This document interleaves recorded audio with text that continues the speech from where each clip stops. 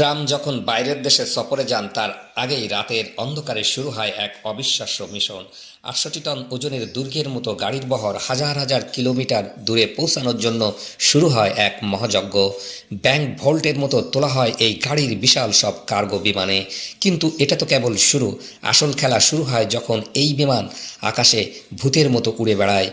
ওড়ার সময় প্রায় ৩ বার এমনভাবে এটা অদৃশ্য হয়ে যায় যে পৃথিবীর কোনো স্যাটেলাইট আর তাকে খুঁজে পায় না। কেন এই রহস্য যাত্রা আর এত আয়োজনই বা কী দরকার, চলুন জেনে নেওয়া যাক। এই রহস্যের শুরু হয় একটা রাতের জয়েন্ট বেঞ্চ এন্ডুসে। কিছু সামরিক বাহিনীর লোক বিস্ট গাড়িটিকে C-7 সামরিক পরিবহন বিমানে তোলার এমন ব্যাপার যে একটা ব্যাংক ভোল্ট বিমানের ভেতরে পার্ক করেছে তারা।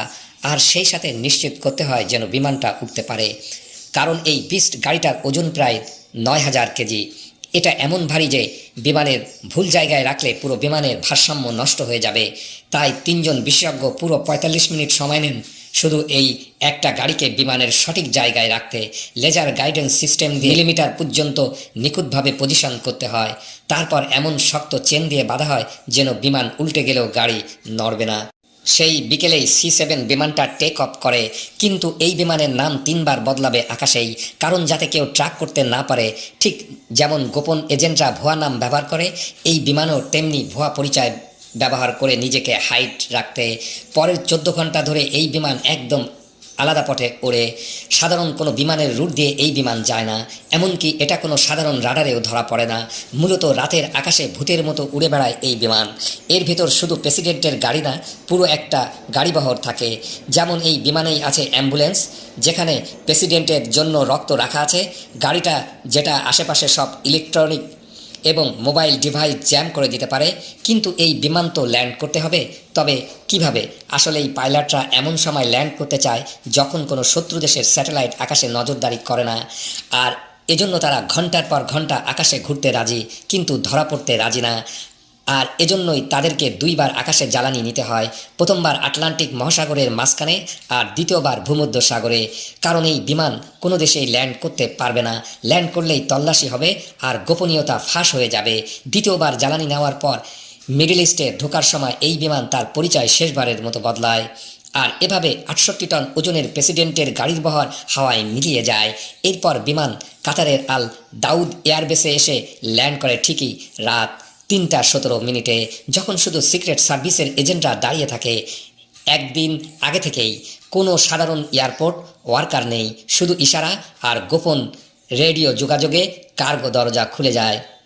বাইরের প্রচণ্ড গরম, প্রায় ৩৫ ডিগ্রি সেলসিয়াস। যদি তখন রাত ৩টা, তাই এরপর গাড়িগুলো একে একে নামতে শুরু করে। সাপোর্ট গাড়ি প্রথমে, তারপর কমিউনিকেশন ট্রাক, আর শেষে ট্রাম্পের বিস্ট। তবে একটা না, ৩টা বিস্ট, ৩টা একই ধরনের দেখতে গাড়ি। কারণ এই সিক্রেট সার্ভিস কোনো রিস্ক নিতে চায় না। কাতারি সৈন্যরা হঠাৎ অন্যদিকে তাকিয়ে থাকে।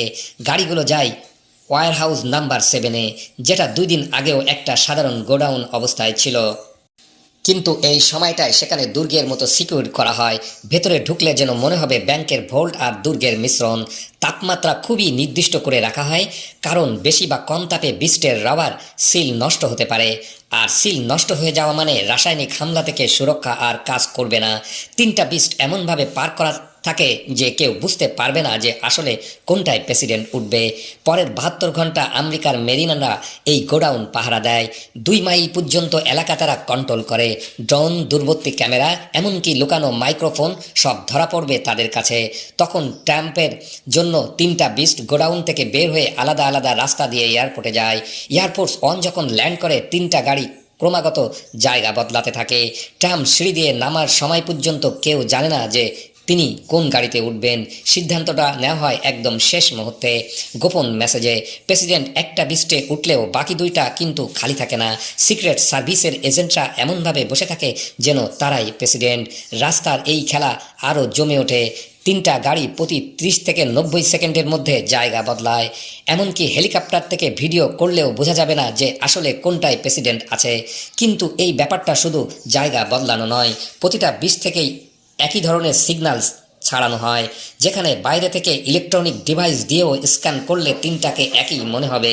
সিক্রেট সার্ভিস জানে শত্রুরা ইলেকট্রনিক সিগন্যাল দিয়ে প্রেসিডেন্টের গাড়ি চিনতে পারে, তাই তিনটা একই ধরনের সিগন্যাল দেয়। সেই সাথে কমিউনিকেশন গাড়িগুলো আরেকটা কাজ করে, তারা চারিদিকে এমন সিগন্যাল ছড়ায় যে আশেপাশের সব মোবাইল এবং ইলেকট্রনিক ডিভাইস কাজ করা বন্ধ করে দেয়। এমনকি ফেক মোবাইল টাওয়ারও তৈরি করে।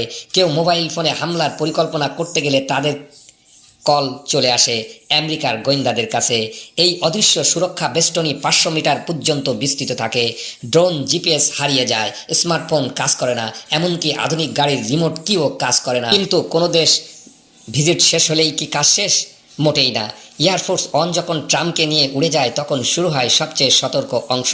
তাদের হাতে মাত্র 18 ঘন্টা থাকে গাড়ি পরীক্ষা করতে আর অদৃশ্য হয়ে যেতে।